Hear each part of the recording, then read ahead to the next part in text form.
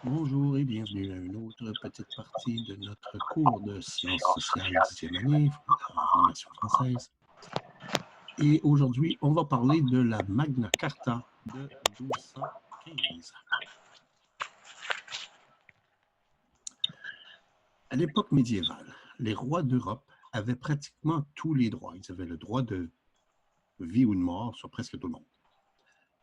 Cette situation a commencé à changer en 1215, lorsque les nobles d'Angleterre ont forcé le roi Jean, nommé Jean sans terre, à signer la Magna Carta ou la Grande Charte.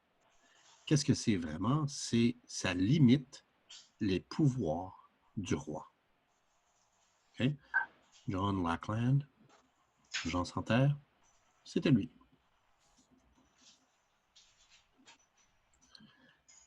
Les nobles trouvaient que le roi utilisait ses pouvoirs de façon injuste. Ils ont voulu corriger cet abus de pouvoir. Donc, la Magna Carta déclare que personne, même le roi, n'est au-dessus de la loi. C'est un concept qui est nommé la primauté du droit. Donc, le droit, la loi, s'applique pour tout le monde, même pour les rois. Cette charte énonce aussi que chacun a droit à un procès équitable. Donc, ce n'est pas juste une personne qui va dire « oui, tu es coupable, donc tu es mort ». Ça prend un procès qui va être équitable. Et personne ne peut être arrêté ou emprisonné arbitrairement. Donc, juste, je t'aime pas, je t'arrête, je te mets en prison. Ça peut plus faire ça. On n'a plus le droit de faire ça maintenant.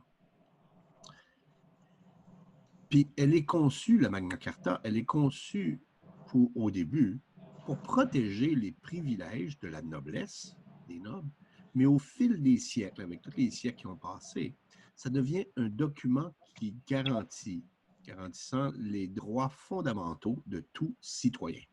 Donc, cette histoire-là, la Magna Carta, a commencé juste comme une façon pour les nobles de dire on va faire sûr que le roi ne sera pas vraiment au-dessus de tout ça, là, comme qu'il ne va pas nous causer des problèmes. On va mettre quelque chose qui dit il faut que tout le monde suive la loi. Puis la loi, c'est pas le roi. La loi, c'est la loi. Puis graduellement, c'est plus juste pour les nobles, c'est devenu pour toutes les personnes qui sont citoyens. Après 1215, après 1215, le rôle de la noblesse anglaise a changé. Au début, c'était juste des simples conseillers du roi. Mais maintenant, les nobles, c'est devenu les membres du gouvernement. C'est eux autres qui font le gouvernement. Le roi ne peut plus lever des impôts sans autorisation du Grand Conseil des barons.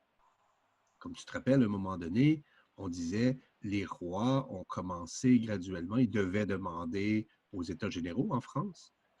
Et cette structure-là a changé où est-ce que le roi pouvait juste faire ce qu'il voulait, quand il voulait, comme il voulait. Ben, les Anglais ont ramené ça avec le Grand Conseil des barons, où il a dit au roi, all right, mais tu ne peux pas le faire sans notre autorisation. Tu peux le demander, mais maintenant, on va te donner l'autorisation ou pas.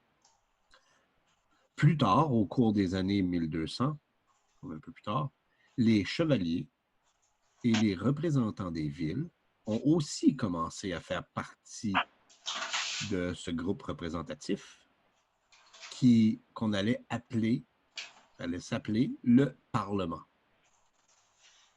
Donc, comme tu vois, tout le système politique de l'Angleterre et du Canada a commencé avec la Grande Charte ou le Magna Carta. C'est toutes ces choses-là qui ont mis les bases de ce qu'on connaît comme le gouvernement.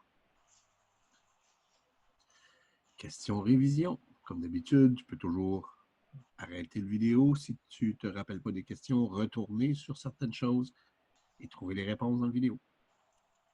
Qui a signé la Grande Charte? Quel roi a signé la Grande Charte? Qu'est-ce que la Magna Carta déclare? Qu'est-ce que la Grande Charte énonce? Il y a deux choses de base que la Grande Charte énonce. Parlez. Qu'est-ce que la Grande Charte garantit?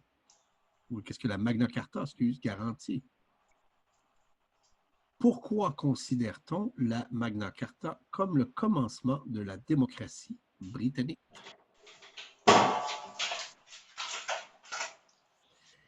Et voilà, très court comme petite présentation, celle-là. Donc, attention à toi.